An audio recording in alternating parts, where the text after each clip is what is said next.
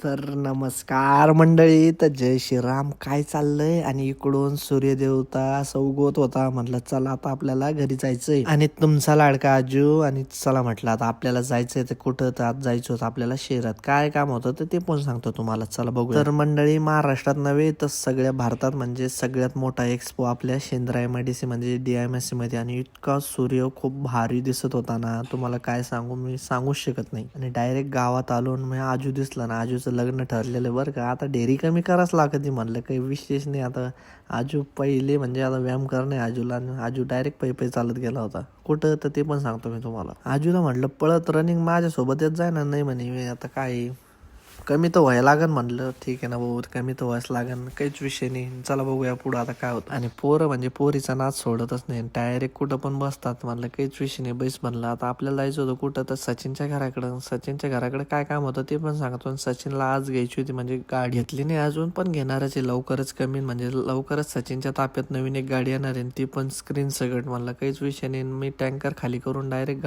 घराकडे निघालो. तसं चला म्हणलं आता आपल्याला जायचंय घराकडं. घराकडून डायरेक्ट गावात गेलो होतो. तर गावात काय विषय होता ते पण सांगतो. पण मला ट्रॅक्टर जोडायचं होतं. ट्रॅक्टर जोडून वगैरे मी डायरेक्ट घरात येऊन बसलो. पण घरात काय आलो ते सांगतोच तुम्हाला. तर बघूया नेक्स्ट मॉर्निंगमध्ये आपण.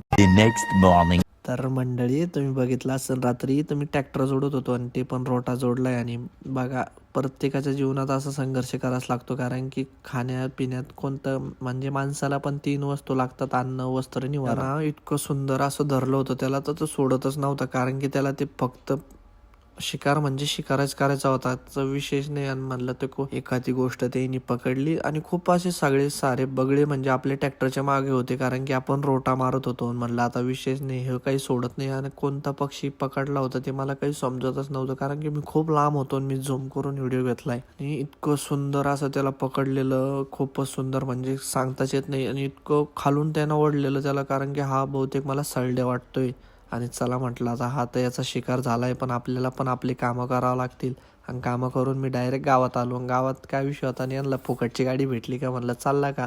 ते म्हणे हो. आपल्याला जायचं होतं कुठं? तर मग आपल्याला बाला पण भेटला आणि सदा पण भेटला. म्हणलं काय विषय. मग काय एक शूट करायला जायचं होतं. मग शूट वगैरे करायला गेलो होतो. म्हटलं चला. आणि फायनली आपण तो रील्स पण पोस्ट करणार आहे. तर म्हणलं काहीच विषय नाही. आणि मग काय सुमिरनला म्हणलं चल भाई आता घराकडे निघूया आपण. आणि सुमिरनला आज मी माझ्यासोबत शूटला घेऊन गेलेलो. आणि सुमिरन खूपच बोर झाला होता. म्हणलं चल तुला मी घरी सोडतो. आणि कोण कोण आपला ब्लॉग बघतंय मला कमेंटमध्ये सांगा. आणि कुठून बघतंय ते पण सांगा. आणि कोण नवीन आहे ते पण सांगा. चला बाय, गुड नाईट.